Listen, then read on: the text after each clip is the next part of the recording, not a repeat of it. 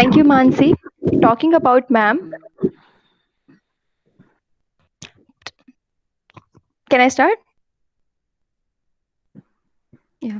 Thank you, Mansi. Talking about ma'am, ma'am is an author and professor.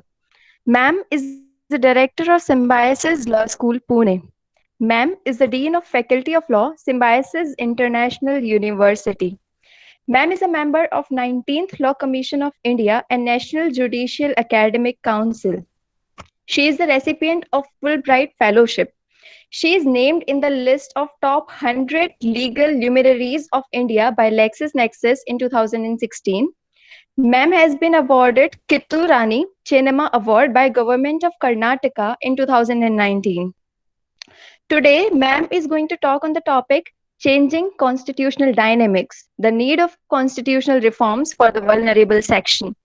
Before Ma'am starts, let me give the general guidelines and overview for today's session. Ma'am is going to speak for 30 to 40 minutes and then we will have a question answer round. During that time, Ma'am will address the questions of the participants. After that, Ma'am will announce the results of first, second, and third article writing competition of Think India. Partic- Participants are requested to put their questions in chat box and they are also requested to turn off their mics and cameras so that we can have a smooth session. Thank you. Over to you, ma'am.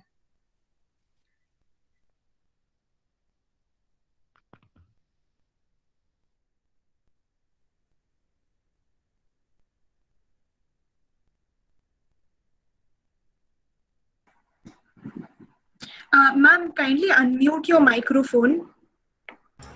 Oh, thank you. Good afternoon, dear students, youngsters, and Think India members. Thank you for giving me the forum, and thank you for accepting to listen to me on this very sensitive topic, the vulnerable and the Constitution of India. For very long now, in last few years, I've been engaged with different dimensions of vulnerability. But I thought the vulnerability as a concept needs to be understood by youngsters like you as a niche concept in itself. All over the world, the issue of vulnerability has attracted attention of the courts as well as scholars. There has been a sponsored chair and a center on vulnerability studies in United States of America under the leadership of a very famous feminist jurist, Martha Feynman. European Court of Justice, in one of its judgment on the Roma women, has cited Martha Feynman's concept of vulnerability. Later on, the idea of vulnerability came to the fore when research ethics was being discussed. Mainly, the idea of vulnerability came to the fore when United Nations Children's Emergency Fund was bringing out a guideline on how to look at children in the war-affected areas and how to do research on children or how to do evaluation of projects which involve children. There have been ethical debates. There have been guidelines on how to deal with the vulnerable in research context. So majorly, I have been talking to the ethics committee or ethics dimensions to our researchers in the university. For the first time, I'm coming to younger audience like you, that too through a broad forum like Think India, because I felt that we are all very disturbed by what's going on in the world and particularly in our country, where crisis shows the vulnerable to be further vulnerable. So there is no other opportune moment for us to reflect on the idea of vulnerability and the situation of the vulnerable than this. So first time I have been talking about this idea of vulnerability in the research context and the sensitivity that we have to be operating with in December when I was talking to the health science researchers of Symbiosis International University. But my own personal engagement with the vulnerable came much earlier when I started my career. I was doing the field work for a very important women-based research on community-based law reform proposals. So we chose 8 villages, the plight of worker women in the agricultural sector. So when I was doing the village survey with the student team, there was a particular woman we came across whose daughter had done the 10th, and she had topped the school, but she came serving us a glass of Nimbu Pani. Myself and some 8 students were with us. So looking at her sophistication, the students asked, so are you not going to college? She said she's not allowed to go to college because they don't have money and she doesn't know how to apply. Her mother is illiterate agrarian worker. So we found out, then the students gathered money and they gathered information, and then we used some kind of connections and we got her the admission in a college. The mother was very reluctant, but she said, if you all are supporting and taking, our 10 students in the team took a kind of initiative to mind her. So taking turns, they were looking at her progress for the first 6 months, but the girl was inherently smart and she developed very well. So within a year, as she was traveling from the village to the city for college, she came across a lot of people, but somebody who saw her then later on proposed to her, and today she is the MD of quite a big organization, an industry.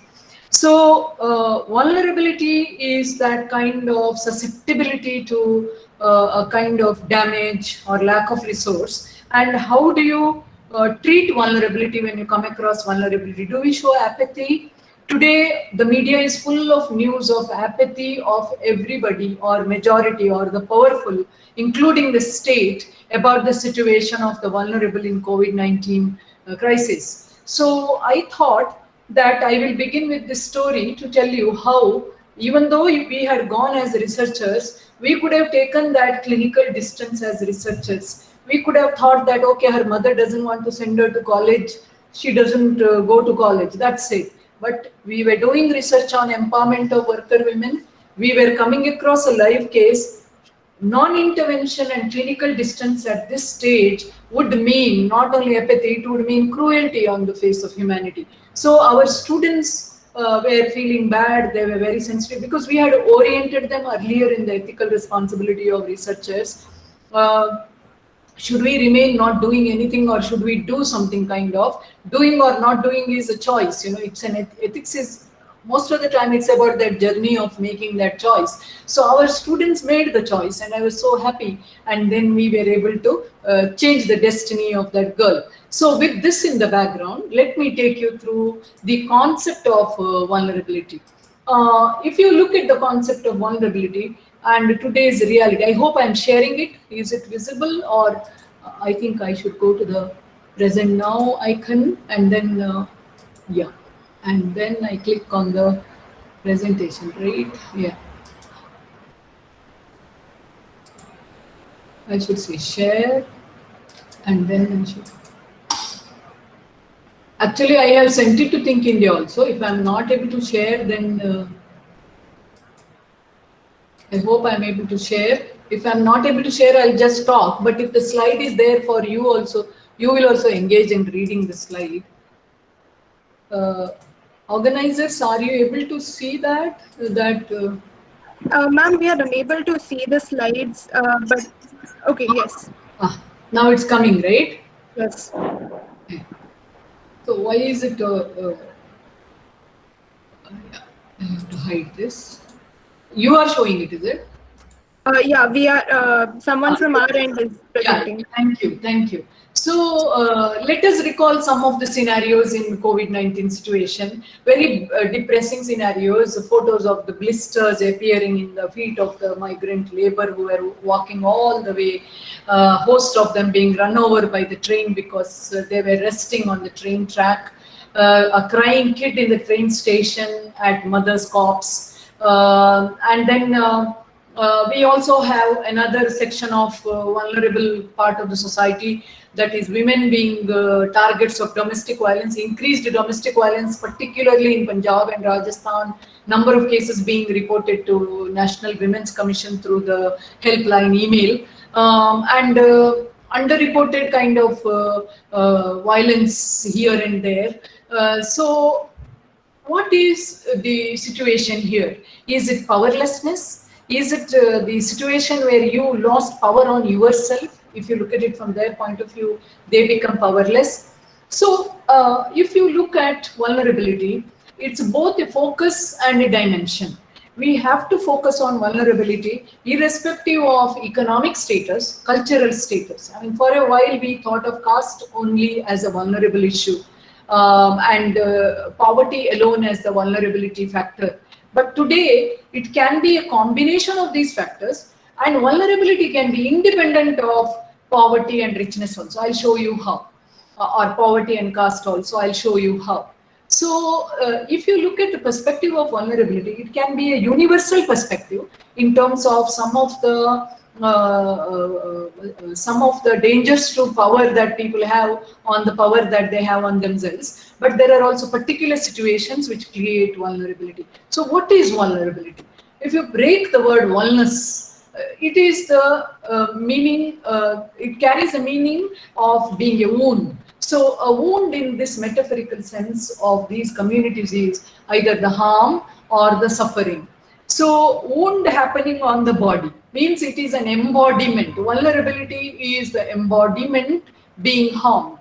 My embodiment as a woman, my embodiment as a person with infirm mind. I'm not able to decide whether I should be friendly with this person or not. And I misread the person, I become friendly, I trust the person, I go to the space of the person where the person invites me as a friend, and the friend commits a rape. So this is a kind of vulnerability where the person is not able to, although the person has got liberty, capacity to enjoy the liberty, capacity to make the decision, opportunity to make the decision making capacity is not there. So that is also vulnerability. So vulnerability is that susceptible to harm or suffering. So it can happen independent of the factors that have been known to us so far. Therefore, I am going to highlight with you only a few situations. In fact, I've got a separate presentation on vulnerability as an issue in terms of children involved in war or warlike situation, children who are involved in developmental programs like nutrition and things like that. How do we protect their rights? How do we view their situation? So I'm only limiting to certain situation in the context of our constitution. Then in question and answer, we will unfold more dimensions. So Mary Healy, this thinker, talks about how one becomes vulnerable. I quote, because I depend on others' cooperation and because I'm open. See, the one who is close to others is not vulnerable. You can't afford to be closed all your life. You may choose to be close to others because you have that self-reliance and things like that. Still, there could be vulnerability. So everyone is vulnerable at some point or the other. That's what even the psychologists say, that none of us is all our life able to claim beating the breast that I cannot be vulnerable and I am not vulnerable, because there is one or another moment where we are susceptible to harm, susceptible to pain, or susceptible to suffering. So the susceptibility to harm can be economic harm, it can be reputational harm. This would ring a bell with many girl students and boys also. Social reputation, especially with the social media, vulnerability has taken a new dimension. It can be a psychological harm, it can be a bodily suffering, it can be a moral suffering, it can be in the institution as well.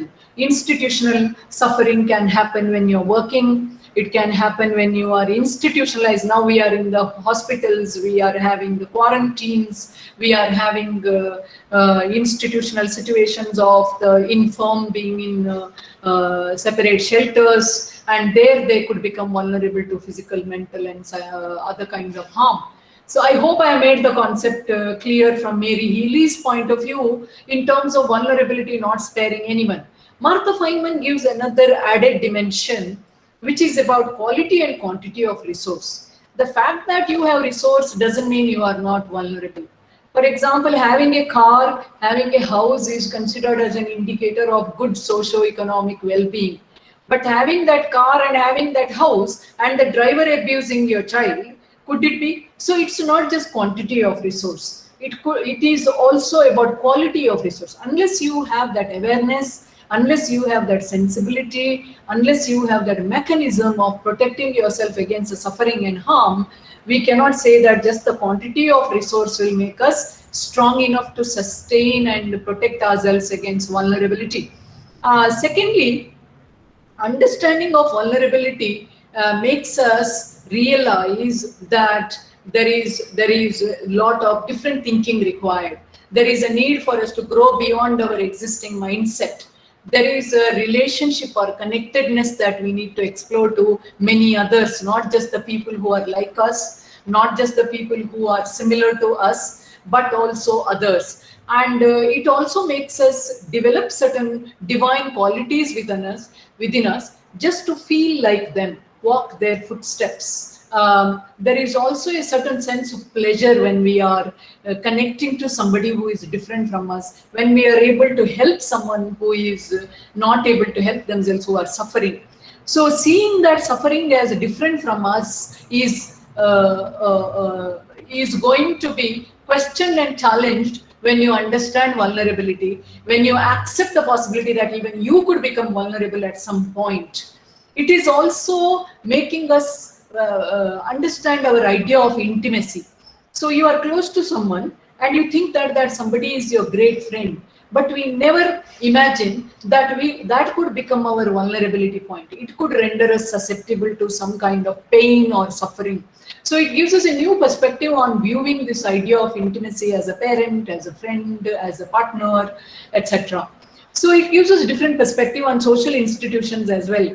It's not that all in family is good. Today we have a statistics that maximum child abuse happens within the family, physical abuse, sexual abuse in trusted relationships. So this is how vulnerability understanding gives us a new perspective in approaching things. We also have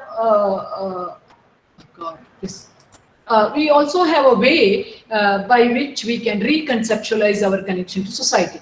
That's why in the beginning, my introductory slide showed inclusion. You know, we are being responsible and we are also being inclusive when we go to understand the vulnerable. Now let's go to the next slide. So basically, from what we understood so far, vulnerability refers to the inability to withstand. So it's a kind of limitation to withstand a hostile environment or harm or pain. You are being, as a vulnerable person, one is having the chance of being exposed to being attacked or harmed, physical, mentally, moral. We already saw social through reputation. So the vulnerable people have potential, lack of capacity. You look at the frail older people. We had the case of the Mental Health Care Act, which was passed in 2017. We had the earlier legislation, but under the nose of the earlier legislation, we had the case of so many mentally infirm people burned to death in Erwadi Asylum near Chennai because they were chained. As per the law, you are not supposed to commit anything which goes against the dignity of these people. And the new law in 2017 has made it very clear that electroconvulsive therapy or even the consent to treatment, even if the person is infirm, there are spells of firmness which they enter into. At that time, their consent can be taken. Otherwise, next friend has to give the consent. So I'll come to that, the idea of marital rape. I'm coming to that question now when I'm discussing one case. So we'll hold on till then. I saw your question. So Erwadi Asylum case, and even after the 2017 Act has been passed in 2018, Punjab's case has come before the Supreme Court, where Somoto, a lawyer, has brought this case to the attention of the court, where it was shown how these people were again tied and they were physically restricted. So medication was on the high and there was mixing of male and female inmates, even after the direction was passed after the Erwadi asylum burning case. So this is what is going to show us that the idea of vulnerability is very important. That's why I'm saying balancing inclusion. You know, we have to include them and we have to see that they participate also. Therefore, these cases reveal how court has understood or empathized with the vulnerable. The capacity in some people is impaired, especially when there is a trauma or when someone has survived the trauma. When you survive the trauma, what happens is, I'm going into the area which psychologists go to, it can create a whole personality, especially it can be a physical trauma of surviving an accident, brain injury, or brain injury can also happen in the sleep. They say that sometimes fits happen in the sleep.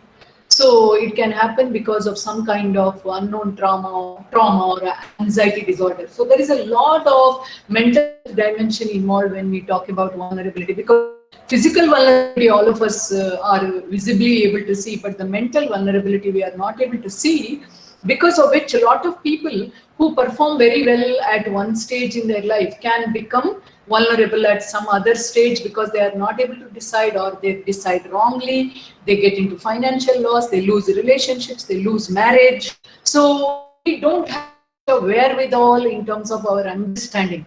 So when we are looking at it from the rights point of view as lawyers, we should be able to accept that the understanding of vulnerability helps us to see the total picture. Let's go to the previous slide itself. So in the previous slide, I was talking about trauma survivor. We recently had in 2018 a very important judgment on euthanasia.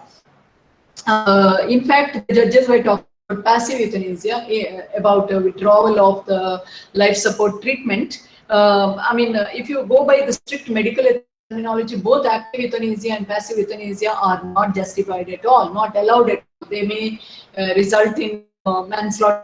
But then with this decision, common cause NGO decision, Supreme Court has entered a terrain where it gives the power to the person when they are in mentally sound state to write a living will, whether they should be terminated from life support system if at all they enter the permanent vegetative state, or a state where they are not able to look at resuscitate them, look at giving a consent to resuscitate themselves. So common cause case gave us a lot of moral material to think about. So the person can protect oneself before they enter that vulnerability. However, the vulnerability of the person being put to death without proper assessment of the circumstances was prevented by this case by putting a cautious system in place. We had in the Aruna Shanbhag case also long, lengthy guidelines which later Law Commission of India elaborated on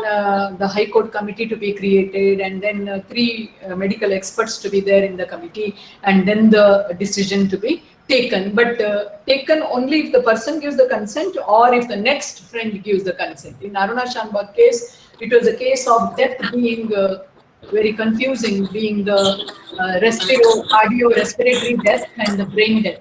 In her case, brain stem was alive, so she was kept alive on the ventilator for more than 20 years. So this indication in this case shows that how impaired capacity can be protected by law by this series of decisions in euthanasia case. We have had Jija Ghosh case where a lady passenger suffering from physically especially abled status, she was offloaded from the SpiceJet flight and she was paid 10 lakh rupees as compensation later on, because by the time Jija Ghosh case came by 2016, we had the Persons with Disability Act, Protection of Rights of the Persons with Disability Act. So under that act, the shift was from the charity model to the rights model, that persons with disability has been validated as a person with certain rights. But then we come to the current crisis. The current crisis, of course, migrants were always there, but during COVID crisis, the migrant labor issue assumed a huge proportion, because for the first time, the number of cases which came because of the situation of the migrants, right from the lockdown 1.0 till now, different facets of issues have been emerging. Already we have had a session by Think India. I wouldn't want to elaborate more on that. But the interesting part of the judgment is that the way in which Supreme Court's first judgment came, in which Supreme Court was, according to Advocate Sanjay Hegde, behaving like Mary Antoinette. If they don't have bread, give them cakes kind of attitude, indifference. But the same Supreme Court, because of the insistence of certain senior lawyers and a lot of conscientious judges, came to the point of asking an inactive state or fairly active state to be more focused. State has got its own challenges because I always argue that based on certain researchers that courts become active when the governance is not that active. That's because under the constitution, under the basic structure doctrine also, judicial independence is supreme, and Supreme Court or the higher courts are the custodians of the constitution. So when the constitution needs to be reinvented, it is judiciary which has reinvented the constitution, because constitution is after all a letter of the law. A letter doesn't get organic by itself. Somebody has to infuse life with the realities. So Supreme Court has done this, speaking for the constitution or making the constitution speak and reverberate with the reality. It has happened many times, whether it is Bandhuwa Mukti Morcha case, where the Supreme Court accepted a letter in lieu of the writ petition and ordered for releasing of Bandhuwa from his bonded labor life under the leadership of Swami Agnivesh and others.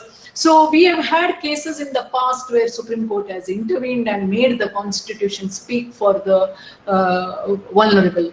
But here we have a case where the vulnerability of these people is multifold. First of all, they are not from that location. They are not in a very advantageous socioeconomic position. Their security is disturbed. Their homes are disturbed. They are not able to pay the rent. When the lockdown was announced in a sudden pace, because of many reasons which were persisting as and then, we did not have the wherewithal within the policy or thinking checklist to think about the vulnerability. So my problem is, I don't blame anyone for this in the way in which the media is bashing or someone is bashing.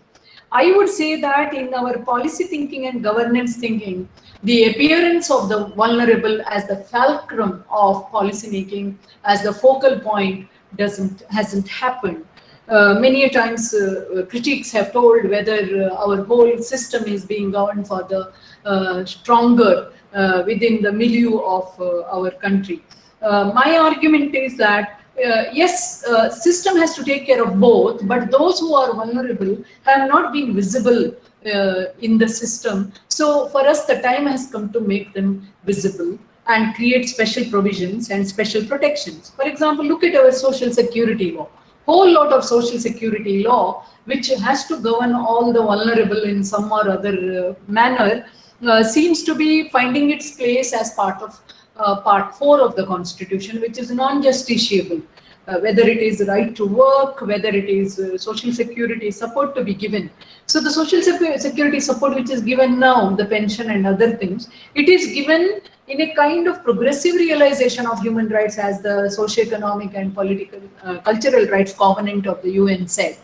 We have arrived at a time where we are competing to be the Security Council member of the United Nations organization. We are rubbing shoulders with the G7 and G17. So for us, the time has come to look at, eliminate that term of progressive and look at realization of socio-economic and cultural rights. So from this point of view, the vulnerable population need to occupy the center stage, and we need to reinvent the Constitution.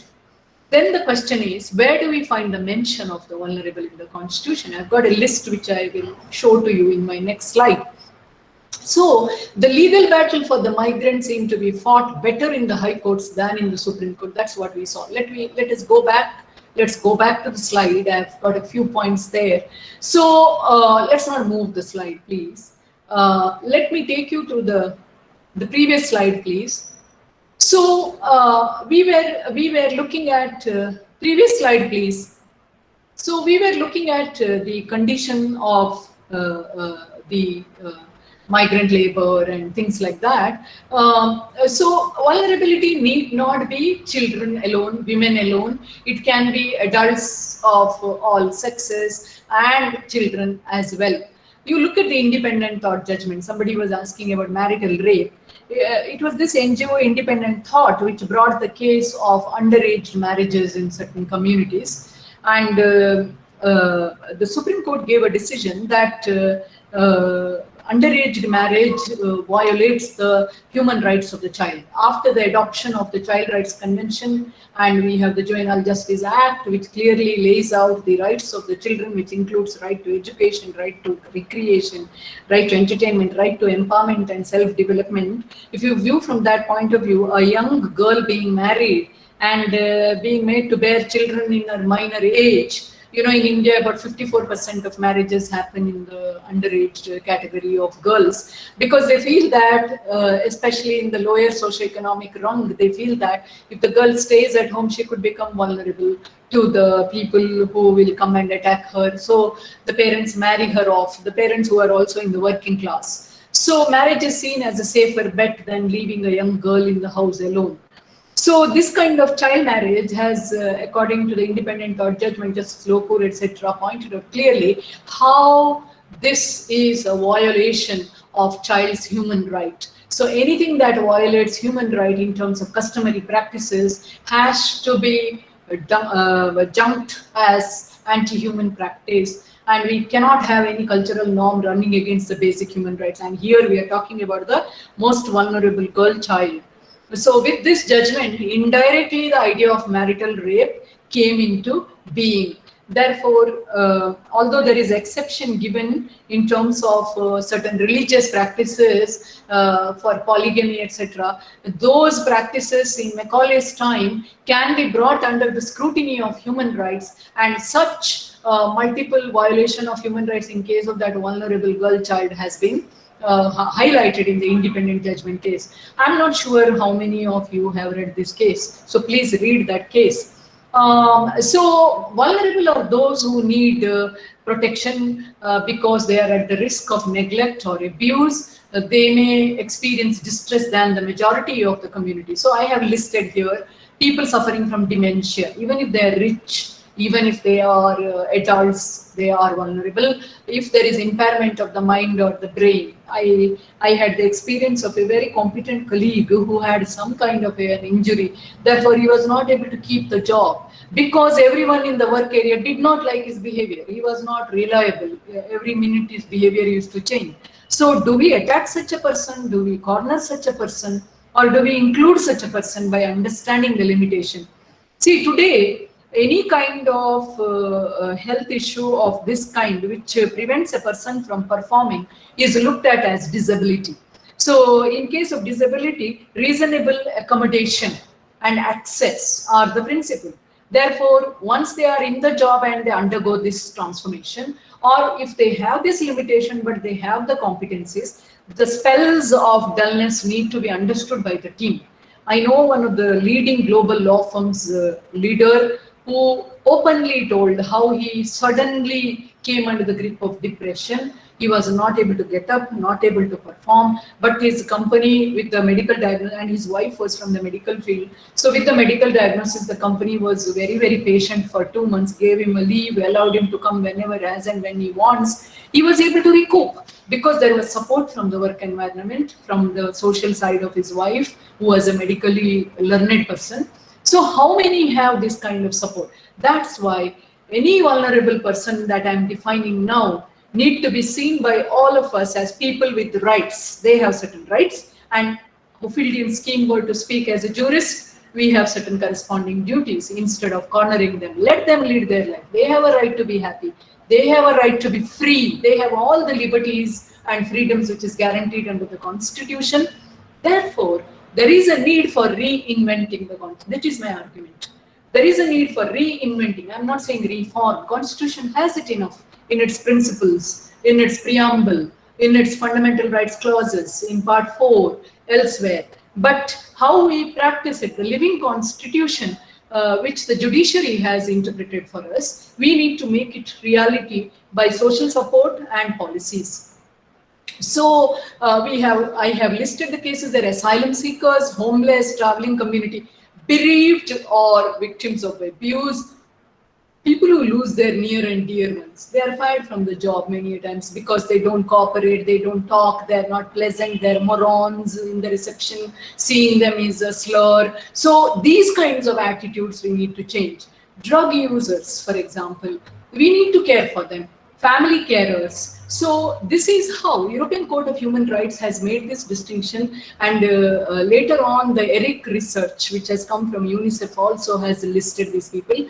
Most of the research ethics guidelines all over Europe, whether in Norway or in UK, or in lead universities, has got these categories of people identified, and the research to be including them, validating them, respecting them.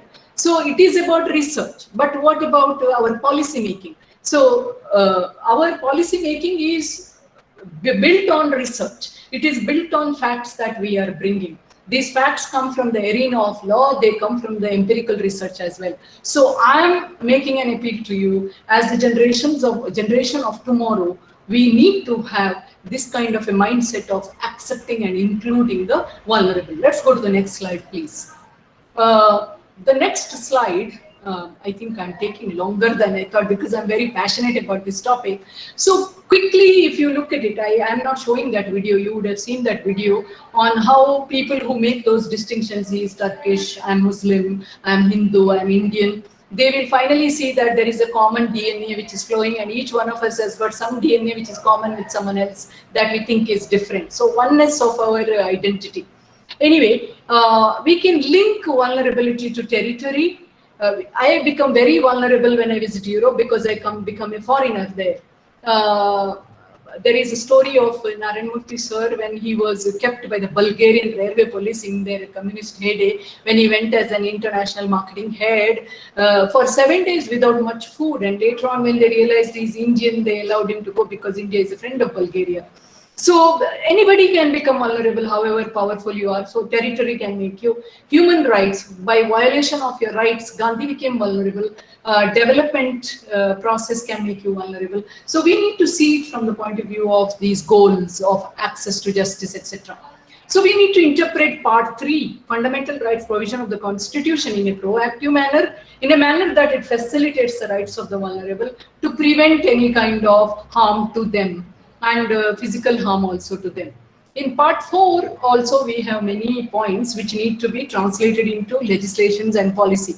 So we have already seen how part 4 has enriched part 3 by being brought by the judicial experiments to expand the right to life. Somebody has already written it in the column on education, health, identity, sexuality, privacy. Privacy has become a very strong argument as far as our vulnerability issue is concerned. We have seen how third gender issues have been brought about. Third gender was recognized. And then we have also seen in Navjot Singh Johar case how the rights of the LGBT community have been protected. However, if you ask me, gender-based violence has got multiple layers of vulnerability. There is a kind of stigma, which is a social vulnerability by attacking their reputation, how it causes mental harm, emotional harm to them, whereby they cultivate certain traumatized mindset, whereby their competence and confidence comes under attack. We have had case of C.B. Muttama, all of you know about it, how for being a woman she had to give an undertaking that if she gets married, she will leave the foreign service. And then Justice Krishna Iyer and others have changed that course of history. We have had the air hostess case, which made us realize how a kind of certain mindset has resulted in the vulnerability of those who could otherwise very well participate in the socio-economic process. Let's go to the next slide. So judicial innovation, public interest litigations have brought the vulnerability issues before the public, as well as have resulted in switching the balance to make them more participatory and inclusive. So in the Indian context, if we are listing vulnerable, in addition to what we have discussed, we can have women, children, other backward community people, SC, ST, minority, differently able, senior citizens, victims of substance abuse, sick, illiterate, unorganized workers, migrants, and internally displaced people. We have had many cases of that. We have written about it. People living with HIV or AIDS, sexual minorities like the LGBT community, poor in general. We have got this famous theory of web of poverty, how poverty is a multiple disadvantage: political disadvantage, social disadvantage, economic disadvantage, legal disadvantage, because you can't afford, you get isolated, you live in those shanty towns. So in general, and among the poor, we also have human trafficking victims. They become human trafficking targets because they are vulnerable, and then by becoming targets, they become further vulnerable.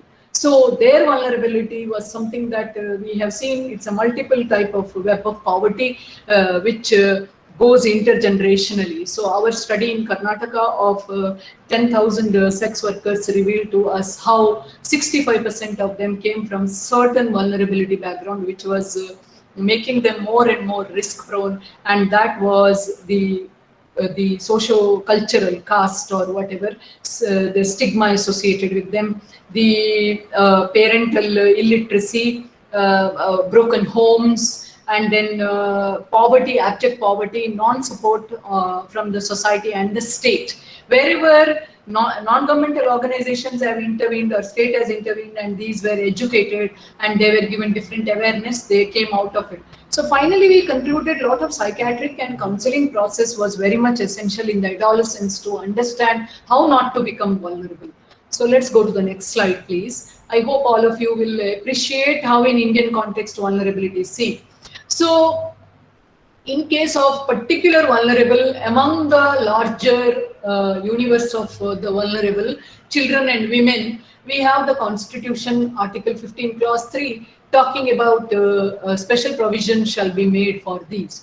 However, when we look at children, we are looking at the best interest of children. So if you are doing any policy or if you are dealing with the case of the child, you always have to not look at child as a kind of object. Child has to be seen as a subject. The data that the child provides should be taken with respect and seriousness. There are a lot of benefits in this. Then children come out with more and more information, but it should not be taken as a kind of incentive. You should not buy a chocolate or some gift in exchange for the data or the information, because then it will make the child a little bit demoralized. So we have to be extremely careful as researchers or policy makers. Secondly, protecting from harm.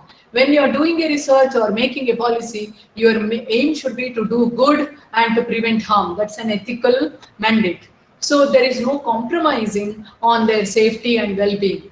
Look at the way our migrants are being exposed, the children being exposed. So in these cases, we have to be extremely focused on their well-being, their physical well-being, mental well-being, the safety in their case. Participation of children have to be reported, they have to be recorded, you have to protect confidentiality and anonymity when you're looking at children, and you have to prevent harm and suffering.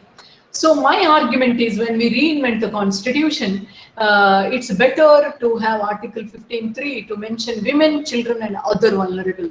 So who are these other vulnerable? That broad category will make them to be taken as a priority, and social security to be put in place in terms of realization and not progressive realization, not increasing pension from 100 rupees to 500 rupees, but keeping the pension to be decent enough and large number of people to be getting the pension. So somewhere you have to rationalize your budgeting. We have a large budget being spent on defense for years and years and years. So whether we can look at rationalizing the budget to put the vulnerable in the center stage is my core argument. From that point of view, Supreme Court has already spoken in many cases. So whether we can speak from the policy point of view, public opinion point of view, making social security mandatory. If social security was mandatory, today we wouldn't have seen the migrant crisis. So what we encounter in COVID as humanity crisis is not newly born crisis. It is a crisis which is showing us how not so well managed was our reality pre-COVID. So in crisis, pre-crisis situations become more pronounced. That's all. So that's what is happening today. Therefore, we don't have to newly define things. We have to reinvent and facilitate and make it proactive in terms of constitutional promises and guarantees and ethos in our specific legislation, guidelines, and policies. So the court's proactive approach in the interim is something to be lauded, especially the high courts at different parts of the country, taking from Telangana to Maharashtra to Punjab to even to Delhi to Rajasthan. But we need to be little more guided in our policy. And right now, the judgment of the Supreme Court, which has come to provide for the well-being and safety of the migrants, we urge that if it is followed, then we are really honoring our constitution and we are reinventing and reforming the constitution in practice. So with that, I conclude my discussion points. I request the responders to ask me question. If the organizers permit, I will take up the questions in the box. Ma'am, yes, you can take up the questions from the chat box. Yeah, thank you. So I have got here Mohammed Zakir asking. Mohammed Zakir didn't ask any question, but Rupal asks a question from Think India. She's telling only we are starting. So most of them are mutual best wishes. I have a question coming for the first time. Please highlight the provisions of Indian Constitution to prevent child labor. Preventing child labor is there in the in Article 23, rights against exploitation, and we have the Child Labor. I use the word Regulation Act rather than Prohibition Act. We have had MC Mehta, series of MC Mehta cases. So in the reality of India, where there is, I mean, if you look at agriculture, India is dependent on agriculture as the basis of livelihood in more than 70% of the cases. And agriculture has got more than 60% of child labor working in agriculture. So child labor prevention is very unrealistic. Is it possible to regulate the child labor by providing the children those rights under Child Rights Convention, which is the right to education, right to entertainment, right recreation, right to empowerment? If you ask me about child labor as such, we have the Factories Act, under which there is a prohibition on appointing anyone below the age of 14. Now, all of a sudden, we have some states blocking the operation of the labor law. Of course, one state, Uttar Pradesh, reneged on that. It took back that order. But other states are, in a way, indirectly bringing these prohibitive practices, pre-colonial practices back by putting a moratorium on the labor law. So this needs to be addressed. Then, if you are looking at child labor as such, I have been privy to one of the studies, one documentary which was made on the child labor used in a hazardous operation. This operation looked very normal. It was a textile industry located near Bangalore, where famous Mysore silk is made. The cocoons are put in the boiling water, and the children are used to pick those cocoons from the boiling water. If you see the hands of those little children, they are all peeled, you know, the skin is peeled. And we went and interviewed the parents of the children. How did these children come there? These children were like leased for something like 6,000 rupees. The parents were behaving as if those children are chattel to be leased. They never cared about their education or well-being, as if their childhood is postponable, you know, that kind of attitude. And then these children, then these parents, what will they do with that 6,000, 8,000 rupees that they take for 1 year labor that they release their child to? And how do these children eat? Where do they sleep? Because a child is supposed to have rest every 4 hours of work. If you look at MC Mehta narrative of the Shivkashi factory also, there was not enough rest, there was not enough breaks given, and children sleep a lot, you know, till the age of 14, sleep is more. They need more sleep than adults, because they're growing and their hormonal changes require them to sleep more. But these children are sleep deprived, nutrition deprived, health deprived, and all those basic rights under the CRC were not protected. So we ask these questions. The parents would take that money, they would watch a nice movie, eat a good biryani, and then keep that money for a few days. Then whenever the child comes, the child comes. So this kind of parental attitude needs to be tackled. Therefore, just having a prohibition or regulation legislation is not enough. And Constitution gives that fundamental right in the child to be prevented from such danger. to be made special provisions, then it is a duty of the policy and duty of the rest of the country as well. Constitution is for the state, but who is the state in the ultimate analysis? It's people who have given the constitution. So everybody has got a duty towards realizing these promises of the constitution. Next, right to bodily integrity. Yes, Article 21. Do you think marital rape should be criminalized since it? Yes, I agree with you, and the independent thought judgment is the first effort in this direction in a legal way. If you look at the countries, more than 35 countries have made legislation criminalizing marital rape. But only thing is the way in which you will prove evidentially marital rape. We have to have same presumption as we had in the Posh case, that a woman has to be believed. So that is the only way by which we can have the prosecutrix shall be relieved of the burden of proof. Burden of proof must shift on the accused. Then it's possible. In realistic terms, it may throw up other challenges. We'll have to look at other legislations, other jurisdictions, and look at the best practices. Shashank is asking a question. Inclusion of policies with respect to vulnerable section in the disaster management policies at all levels. Yes. From the disaster management policy point of view, it's a kind of ironed out legislation. It doesn't have distinguished kind of segregated special priority treatment to be given to these people. That is what I'm telling Shashank.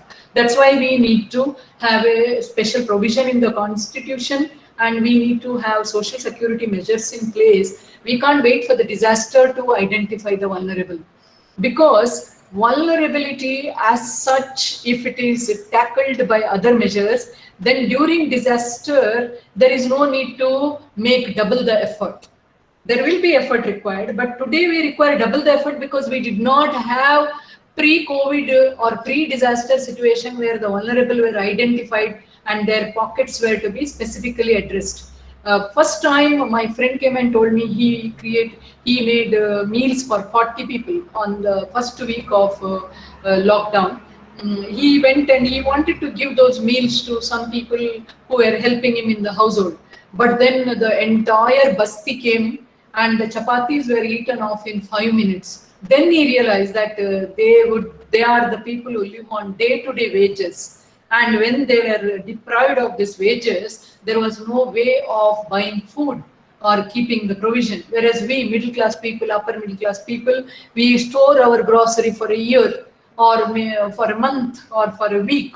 So whether the state has the duty to anticipate these things, why are we vulnerable, blind when we announce lockdowns or when we announce policies? Because we did not have that in last so many years of post-constitution era. So that highlight, if you are asking, during disaster, what has happened? There have been studies. We at SLS, we are doing 2 studies. One is about the human trafficking that occurs and how the vulnerable become targets of human trafficking during disaster. Second is during disaster, how a lot of criminality happened, and that criminality resulted in many ending up in the prisons, in the infamous prisons. So the existing social inequalities resulting in vulnerability or reflecting vulnerability get further pronounced when the disasters happen. Therefore, the policy needs to have those specific mentions of the vulnerable, and the definition of the vulnerable needs to be drawn from all those sources which I shared with you. Constitution doesn't define vulnerable, but Constitution addresses the vulnerable in the weaker sections, disadvantaged sections kind of definition. We may have to learn from Martha Feynman and the European Court of Human Rights, and also United Nations argument. Because when the Syrian crisis happened as well, the vulnerability was happening, the vulnerability of the migrants who were leaving their homes and they were getting caught by the human traffickers who were charging a bomb to transport them to the coast of Europe. And then in the process, there was no safety guaranteed, and how many of them became victims in drowning and things like that, little children and women, etc. So it needs to be identified in a structured manner We need a global document from that point of view, and those documents can be benchmarked like how we have the Child Rights Convention. Thank you. So Asha Singh is asking, anti-beggary laws can be called as a blatant invasion of right to freedom of expression as provided.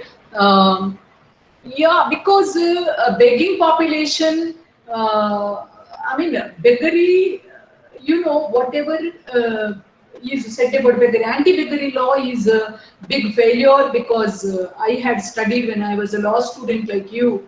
In my place, beggars were picked and they were put in a kind of detention center. And they would ask us to, they would cry and say that just leave me. Then we used to ask, they said that you have put me in such an isolated place, I can't talk to anyone, I can't roam about. And beggary is a source of income. Some beggars die rich also. They have huge bank balances and things like that. So beggary is a lifestyle.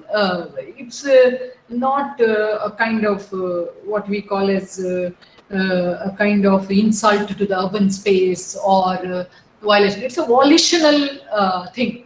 But when beggary is being taken over by the rackets, which we see with children, with people, blinding them, decapacitating them. So those are the things which need to be tackled as a crime, pushing people into beggary. So the legislation was targeting at beggary as well as beggary rackets. But police seem to be acting on the beggars rather than the larger issue of beggary as a crime, as an organized crime. So here, freedom of movement and speech and expression on the part of the beggar, I agree with the argument, but we can't just piecemeal kind of treat this issue. We have to see it in the larger intention of the legislation and why it failed and how to make it more workable. Thank you. So that's it. I have emptied the box, I suppose. There is, child labor. Yeah, we should boycott like how in international economics there are transactions. What can child right issue? There are many issues here which have come as questions after Shashank's question. Can you please share? We will share the entire PPT for you. Don't worry, Kashish. Can preamble be amended as preamble doesn't have right to education? Life is there, so it can be, we have read the education within right to life. Therefore, it is Supreme Court has decided in many cases, right to life in the hierarchy of rights is at the top, is the apex right. Child labor happens to fulfill the need of the family. Do you feel happens to people? Yeah, this is the ethical dilemma, Tanya, that everyone feels. So it fulfills the needs of the family, but not at the expense of the child. That's why a lot of hoteliers who were employing child labor were forced to send these children to school, reduce their work hours, sponsor their education. If you ask me honestly, economic upheavals result in a lot of children running away or being trafficked or getting into child labor in an organized fashion. So in those cases, in Mumbai, a lot of these children pursuing night education have done a miraculous social mobility as well. So but it's a sporadic happening. There needs to be very organized effort. We have got street children's organizations, NGOs. Wherever NGOs are working, there is a need for law to strengthen their hands and rest of the society to support them. There could be a more long-lasting solution. During the current health emergency, there has been increase in the unemployment. Now the cities start to open. Will it give rest to a child? Yes, definitely. I'm not a sociologist or psychologist, but definitely the signs are there. There is going to be a huge reversion to crimes. We had reduced it in many ways, but I think unless we manage this well with the allowances and things like that, this is going to be difficult. After all, it is now third month that we are entering. Hopefully, second wave doesn't come.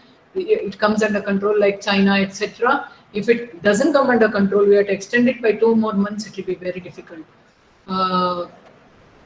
Child labor issue, yeah. What can be Sorry to disturb you, ma'am. Excuse me. Ma'am, sorry to disturb you, but we are running out of time. So can we proceed with the results of first, second, and third article writing competition? Yeah. So can you announce the result? Thank you, ma'am. Yeah, should I announce the result or what is the procedure? There are Ma'am, many. yes. Ma'am, yes, you can announce the results.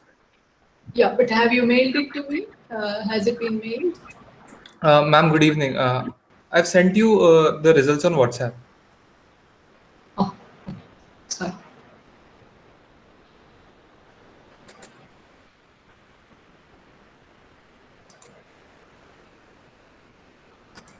Yeah. So I deem it a pleasure on behalf of such a prestigious forum and in the presence of such august gathering of our very, very bright students from across India to share this result on behalf of Think India. Thank you, Think India, for giving me this privilege. Topic was COVID-19 and labor migration, opportunities and challenges ahead for India. Very good topic. First prize has been backed by Mrunmayi Prasad Chitale, and second position has gone to Saloni Singh. Congratulations. Now we go to the results of topic 2, article writing competition. The first position has been taken by Trishala Shailesh, and second position has been taken by Tejaswi Singh on the Hindi article. So congratulations, students. Winner of topic 3, article writing competition, changing dynamics of electricity in India. First position has gone to Pavanjit Kaur, and second position has been taken by Neha Samji. Congratulations to both of you, and keep it up and publish these articles as journal papers. Let the world know that India has got a great thinking capacity. Thank you, Think India, for acting as a great platform to bring these talents to the fore. Congratulations.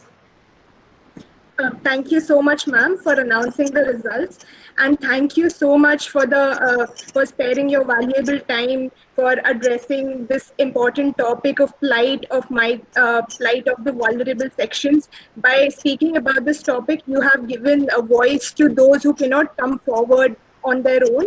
I also thank all the participants for patiently listening to ma'am, and also for attending all the other sessions. And I would also like to thank all the Think India members for organizing this session and for also actively coordinating all the other sessions. And lastly, I would also like to congratulate all the winners. And for those who could not qualify, I would just like to say a few words. Please do not be disheartened by the results. Just see this as a stepping stone towards something great. There are so many opportunities out there. You Think India itself organizes so many other article writing competitions. We also offer internships to students. So don't lose faith and keep trying. And nonetheless, I would like to thank all of you for showing so much enthusiasm towards this article writing competition, as well as for the e-conclave. Thank you so much. Thank you. Ma'am. I hope there's a link since you're recording. Will you share the link with me? Yes, sure, ma'am. We'll share it with you. Yeah. Thank you so much and all the best with the rest of the program. Thank you. Thank you, ma'am.